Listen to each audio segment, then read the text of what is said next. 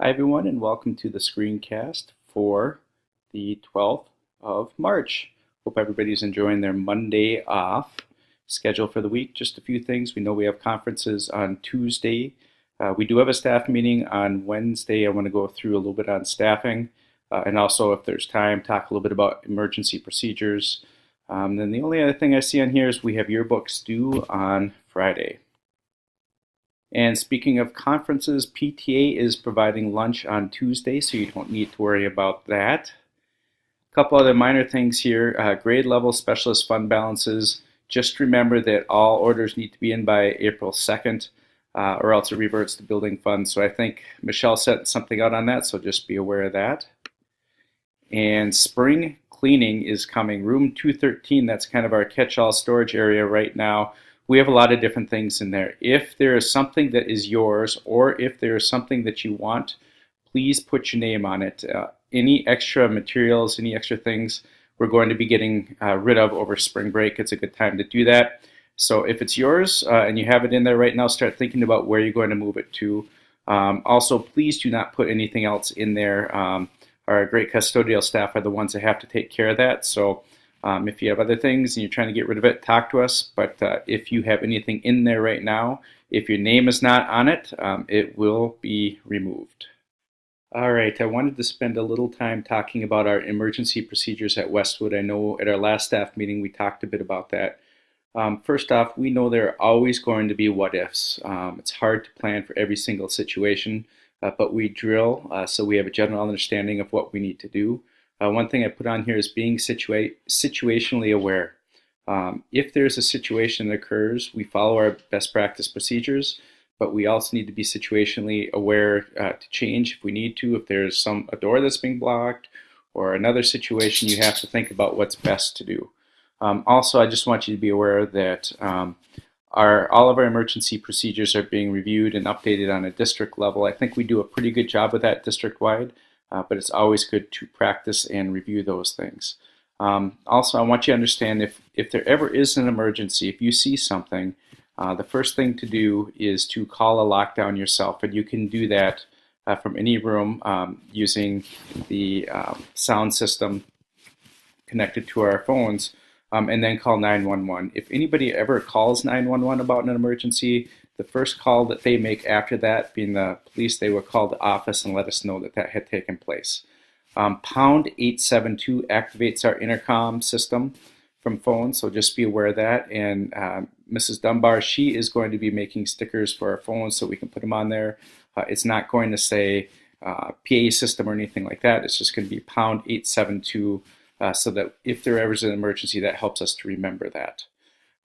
Also, substitute information, we're going to be updating that and having a more consistent form with all of our emergency information on it for each classroom. So I'll talk a little bit about that on Wednesday, but just know our basic information for each classroom. We're just going to have a quick form that we can include with our sub-plans just to make that more consistent.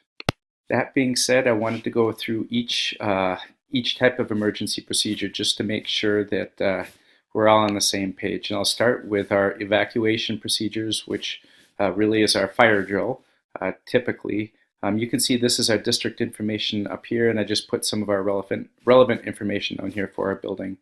If there's a fire drill, we take our emergency clipboards and follow the fire exit route out of the door, out of the building, remembering to close the door, which we know. If your students are at specialists during that time, it's your prep time. When you are safely out of the building, please go stand by your class. That helps our specialists, and that helps us if we're trying to find any kids that are missing. Finally, when you are outside, when you're with your class, we are going to ask you if everybody is present. We're asking if everybody is present for those that are at school that day. So if somebody is sick at home, we're not thinking about them.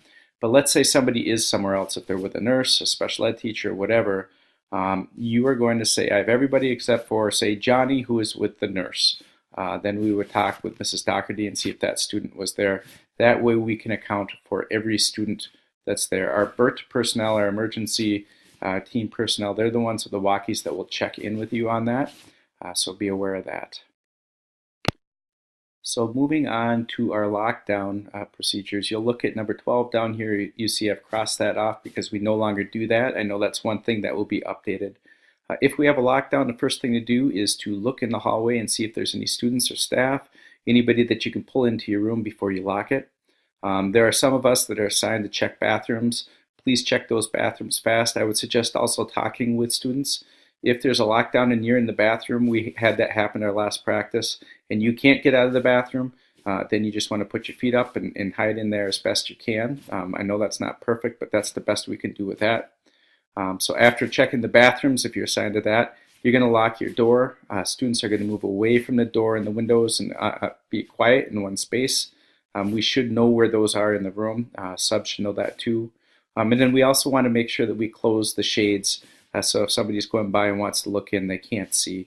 If some of your shades aren't capable of doing that, they're broken, please send Lynn an email so that we can get that fixed. So what do we do if we're outside? If we're outside and also at the start of any type lockdown like this, we also are going to announce on the walkies that we are now in a lockdown. So if you're outside, and that's another reason for bringing the walkie, you're going to move to Transfiguration Lutheran Church. You're going to go there with your class and go in the building, and we know that they are ready for us to do that. If you're in the lunchroom, we will have kids go into the kitchen where it's a little bit easier to lock everything down there. The doors to the cafeteria should also be locked, but it's safer to be inside the kitchen. And just a reminder, if a fire alarm goes off while we are in a lockdown, we stay where we are unless you're smelling smoke or something like that. If you're in a lockdown and the fire drill goes off or fire alarm goes off, you stay put. Our next drill is shelter in place. Shelter in place means that there's something that's happened outside of school. We typically, what we'll do is we'll make an announcement on the sound system. We'll also call on the walkies that everybody needs to be inside of the building. We'll make sure all our classes are in there. Typically, we go about a regular school day except for not going outside. And of course, we make an announcement when shelter in place is completed. That's happened a few times at different schools. I know that happened once when I was at Valley View. The police just let us know we need to be inside the building, and we go about our day from there. Tornado drill, just a couple things to be aware of on that. When we go out into the hallways and we sit along the areas that we're supposed to, and that map should be with the emergency procedures, you need to make sure that students aren't sitting in the radius of the door. If there's a strong wind or something from a tornado and that door came flying open, we want to make sure that students and staff are outside of that radius. On this form here, it says, up here above, it says when there's a tornado or a tornado drill, we sit with our backs in the wall in a duck and cover position. So backs to the wall, covering our heads, and similar to a fire drill or emergency evacuation, we'll take attendance, make sure that we know where everybody is. So be aware of that and make sure if there's anybody that's not with you, you can tell us where they are. Moving on, hold in place. A hold in place typically is if there's a health emergency in our school. One way of doing that is we could make an announcement on the walkies, on the sound system that we're in a hold in place, and you just either I'd say stay away from a certain part of our school or to stay in your rooms. There might be a time, and this has happened before in the past, when we've had somebody that's had an asthma attack and we had that person in the nurse's office. I was able to go on the walkies and get a few staff to hold people away from a certain hallway, so there's a little bit more privacy, and so the medical personnel could get there. So if there is a hold in place, it might be that I just go on the walkies and get the help that I need. It might be that I go on the PA system. But if you ever see staff in the hallway and they're telling you that you need to move to a certain area or move somewhere else, just do what they say.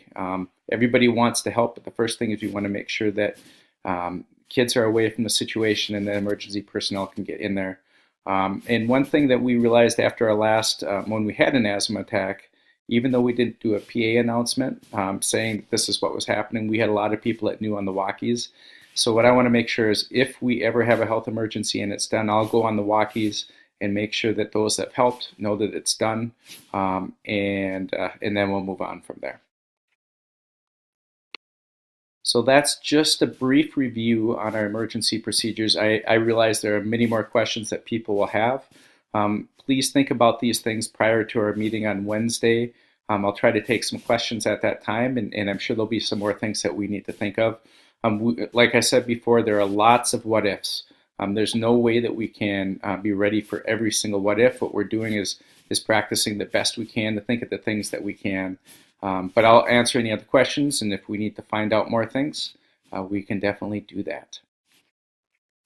Finally, just as a review, I'm just keeping on here the testing calendar. I think people are aware of that, but just be aware of that. And finally, that's all I have. Have a great rest of a Monday afternoon here, and looking forward to conferences and seeing our families there too. It's always great to see our families and our kids. And as one wise teacher told me, seeing our parents and kids interact gives us a lot better insight into our kids, and which makes it a great experience. So thanks, have a great rest of the day, and see you tomorrow.